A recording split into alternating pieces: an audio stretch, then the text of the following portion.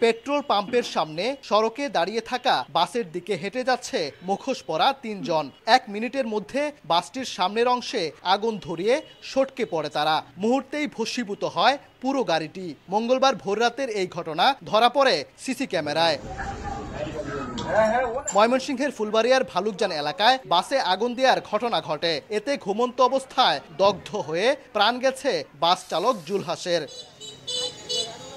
Police জানায়, ঢাকা থেকে ফুলবাড়িয়ায় পৌঁছে যাত্রী নামিয়ে ঘুমিয়ে যান আলম এশিয়া পরিবহনের বাস চালক। রাত বেশি হওয়ায় বাড়িতে না গিয়ে বাসেই থেকে যান ২ যাত্রী শারমিন সুলতানা রুমকি ও তার ছেলে শাহিদ ইসলাম বাদশাহ। হঠাৎ বাসে আগুন দেখে তড়িঘড়ি করে মা ছেলে নেমে গেলেও দগ্ধ হয়ে মারা যান জুলহাস। সংসারটা চালাইতো এই ছেলেই, এই বাড়িটা করছে এই ছেলে ঋণ কইরা সমিতন টাকা তুলিয়া গেরামতন ওনা কেমনে জলমু গো বাবা গো, আমরা গুলির ফাঁসি যাই বিচার যাই আমার জামাই নাই কেমনে মারছে গো।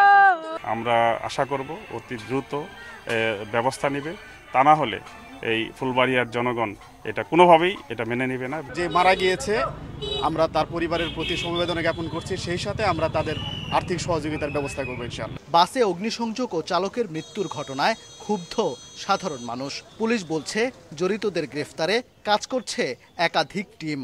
অবশ্যই এটা নাশকতা, কারণ আপনারা দেখে থাকবেন যে বেশ কিছুদিন ধরে আওয়ামী লীগ এবং তার অঙ্গ সংগঠন এবং তার নিষিদ্ধ কিছু সংগঠন প্রতিনিয়ত সোশ্যাল মিডিয়াতে বিভিন্ন ধরনের নাশকতামূলক কর্মকাণ্ড জন্য তারা বিভিন্ন ধরনের প্রোপাগান্ডা চালাচ্ছিল। এটা তাদেরই হয়তো বা কাজ হয়ে থাকতে পারে। তাদের শনাক্ত করার আমরা চেষ্টা করতেছি এবং মামলা নিয়ে আমরা প্রয়োজনীয় আইনগত ব্যবস্থা নেব।